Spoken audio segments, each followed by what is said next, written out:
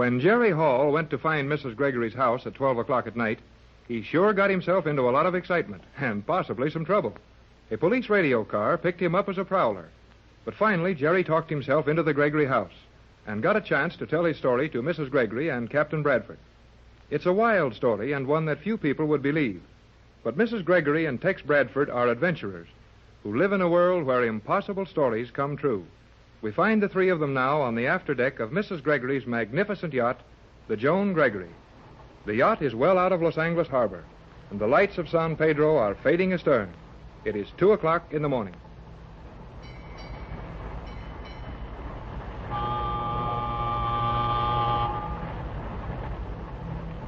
Golly whiskers. We're really on our way to find the magic island. Not much magic in a wild goose chase like this. Now, Tex, let Jerry talk. We've been disappointed on so many of these trips to search for Joan that it's nice to have someone with us whose belief is fresh and strong. Okay, Patricia, but I don't want you to feel too badly if this tip doesn't amount to anything. But gee, Captain Bradford, there must be something to this. We both got the same radio message. Yeah, that's what's too good to be true about it, son. You're the most suspicious fella I ever met. Never mind, Jerry. The captain has all my interests to look after, and his suspicions are my protection. All right. I'm on the yacht with you anyway, and we're going to Honolulu, or wherever that message came from, and see the old sailor. Then we'll get all the story and know just where to go in the South Seas to find your little girl. It all sounds mighty easy the way you tell it, Jerry. But there's a lot of water between here and the islands. And 14 years have been torn off the calendar since the shipwreck. You're right, Tex. And I suppose it's foolish of me to pay too much attention to this message, but I've never believed that Joan perished in that shipwreck, and I just can't give up trying to find her. I'll help you all I can, Mrs. Gregory. Golly, but this is a swell night, isn't it? Just look back there at the shoreline. All those lights getting smaller and smaller and sort of twinkling, like stars do just before they go out in the morning. It's beautiful, Jerry. The only thing I like better than sailing out of this harbor is sailing back into it again. Well, if you two can be spared from the poetry class for a few minutes, we'd better get to the radio cabin. I want Jerry to get acquainted with our set. Then we'll have to turn in. It's after 4 bells. Oh, boy. 2 o'clock in the morning. And time you were asleep, Jerry. Oh. Let's go in the cabin with Tex and see the radio, then we'll all turn in. Captain. Here comes the skipper. Pat, you take Jerry in the cabin. I'll check with the skipper and join you in a minute. Come right in, Jerry. I'll show you around. Boy, is this a radio cabin or is this a radio cabin? Everything shipshape, skipper? Aye.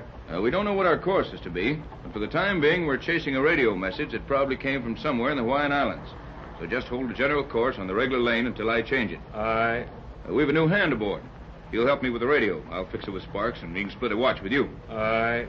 Better turn in now, skipper. You can take over after daylight, and I'll join you in the chart room for some skull practice on navigation to imaginary points. We've got to locate a magic island. Who? All of us. Nuts. Who? Everybody. Well, maybe you're right, skipper. But just the same, that's what we're looking for. Well, see you at breakfast. Will you join us in Mrs. Gregory's cabin? Aye. That's all, skipper. You can shove off. Aye. Magic Island nuts. I don't blame the skipper much at that. Well, I see you've got the set warmed up, Jerry. How do you like it? Gee, Tex. Captain Bradford, it's a darb. Darb, huh? It's all right, Tex. Jerry says darb is the highest praise he can find for anything. So you think it'll do, kid? Do? Gosh. I bet it'll get anything in the world. It's all set to go now. Can I try it? Go ahead. And while you're enjoying yourself, you might as well be working. I'll see that you stand a regular watch here if you can handle that set right. That way I won't have to relieve Sparks and can take it easy. Why not let Jerry call Johnson and make our report? What I had in mind. Work on 3 meters, son. Ask for J12C. That's Johnson, our radio operator and chauffeur in Los Angeles. Sign yourself as Jerry on J24Y. That's this yacht. You can get this set down to 1.5 meters, can't you? Yes, and we can work in that wavelength on our Los Angeles set, too, Jerry. That's how we heard the message about the dying old sailor and his magic island with a little white girl on it. That's where I got it at home, too. Gee, you know, Dad and I thought we had the only set in the country that would work on 1.5 meters. Yes, we thought we were the only ones. You and your dad must know something about radio to build a set like that one. Funny, too. Well, no funnier than you having one. You see, my dad has studied radio all his life. He doesn't have to work anymore and just plays with it all the time. We can send on 1.5 meters, too. Yes, I thought you could. Why, Tex, what do you mean? Oh, I know what he means. He thinks I sent that message just to get you to sail for the South Seas so I could get the trip with you. Well? Oh, Jerry, you wouldn't do a thing like that, would you? Knowing how much it means to me, how badly hurt I'd be if we made this trip, and Didn't find any trace of the little white girl? I wouldn't do that for anything in the world, Mrs. Gregory. Okay, son, we'll let her go. To For the now. Gregory yacht. To the Gregory Gee yacht. whiz. There he is again. Calling What's the band, kid? Gregory yacht. 1.5 meters. To the Gregory Land Station, Los Angeles. To J12C, Los Angeles. Now he's... Quiet. Calling J12C. Relay this message to yacht Joan Gregory. Stand by for message. Cannot raise yacht. Relay this to them. He doesn't know we can get him on the yacht. Quiet. To the Gregory yacht. You will not find the old sailor in Hawaiian Islands. Set your course south. Further directions later. Old sailor delirious. Probably dying. Keeps repeating position of island. Says his diary will tell you white girl living there. Island position. Latitude 29 degrees south. Longitude 124 degrees 30 minutes west. That is all. Repeat to Gregory yacht. Repeat to Gregory yacht. Gee, the same thing. Tex, the position was the same as given before. And the old sailor keeps saying there's a little white girl on the island. Yes, yes. What are you doing, Tex? Checking my directional beam finders. We've got to know where those messages are coming from. There's something wrong with them, all right, or they'd be signed. Why would anybody send a message without signing it, if they were honest? Maybe they haven't got a licensed station. Yes, here we are. He wasn't on long enough for me to get a very long curve on the graph for calibration. But one thing is sure. That message did not come from the west, north, or east. Then it had to come from the south. This recording directional receiver shows only direct impulses. And the only place it was disturbed by those beams was through about a 60-degree angle to the south. That's awfully broad, Tex. If the sender is any distance from us, that angle could spread out to cover thousands of miles of ocean. I know it. But it's 10 to 1 that Johnson got it, too. We can check with him later. You and Jerry stick with this set to pick that fellow up if he comes on again. I'm going to change our course. We're heading south right away. Oh, Jerry, I'm so excited and encouraged about it all. Me too. Gosh, even Captain Bradford seems to be taking it plenty seriously now. That's what makes me so happy. Tex has been through a lot of these things with me, and he doesn't believe wild stories very easily. So when he gets excited, it looks as if we had a chance to accomplish something. I've got a hunch we're going to find your little girl Joan all right. But what kind of people could she have been living with? I mean, on this island, that wouldn't let the world know all about it before this. There are so many things that might have happened, Jerry. But if we really do find a little white girl on this island, and it is Joan, I won't care about anything else. Well, when you have time, and if you want to, Mrs. Gregory, I wish you'd tell me the whole story of the shipwreck. I mean, just where it happened and how you were saved when everyone else was drowned, and what made you think your little baby was saved.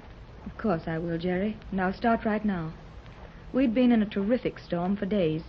The yacht we had then was very much like this one, except that it was named after me, the Patricia Gregory. Oh, and this one is named for your little girl, the Joan Gregory, isn't it? Yes. Well, we were making dangerously heavy weather of it, along the 30th parallel, when all at once... Say, wait a minute. The 30th parallel. This radio message. The 29 degrees south. That's near the 30th parallel, all right. Why, Jerry, so it is. I didn't think of it just that way before. There's only about 69 miles between the parallels at that latitude. How about the longitude? This message said 124 degrees and 30 minutes west. That would be about right, too. J12C to J24Y. J12C to J24Y. Is that Johnson? Yes, Jerry, acknowledge him.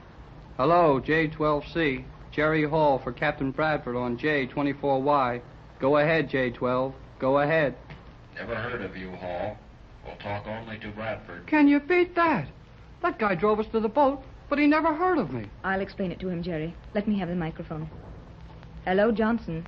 Hello, J12C. Patricia Gregory to Johnson. Jerry Hall is okay.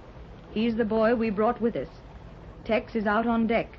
Jerry authorized to do relief watch on this set. Confirm receive that. Okay, Mrs. Gregory. Okay, work with Jerry Hall on J24Y. Better get Captain Bradford in cabin for this message. Have important relay for you. That's what we heard direct, I'll bet. Oh, here's Tex now. Tex, Johnson's calling. Wants you to take over for this relay. Okay, J12. Bradford. Go ahead, Johnson. Relay of message just received. Logged it on 1.5 meters. More about the old sailor and his island. Position repeated, correct as given before. Break, J12. Break it, Johnson. Okay, J12. We got it direct. Now check your directional graph. Get me the best line you can on it. I'll hold the set open. Checking graph now. We'll report when finished. Now we'll have something definite to go on when we want to set our course. Good old Johnson is always on the job. And his instruments are really better than these portable ones. Maybe so, but, well, I don't understand how we can localize that radio beam better than you can right here. He can't, but he has a chart exactly like this one, in front of him at this minute. And when he gives me his reading, I log the line of it right here. Then extend the line I have from our reading, and the point where those lines cross should be a pretty accurate location for the radio transmitter we're receiving those messages from. Beam falls in zone 1-8. Zone 18 south. 18 south. Zone 18 south. Okay, Johnson. Stand by. Now, can you get at your figures pretty close to it? If we were farther from Johnson, the angle would be better. The tech should hit it fairly well. By George, there it is. And those lines cross almost on the 30th parallel. Golly whiskers. 30 degrees south.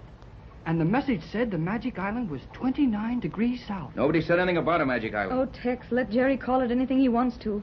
If we can only find it and my little girl is still alive. Don't say if, Mrs. Gregory. We're going to find your little girl, Joan, on a magic island.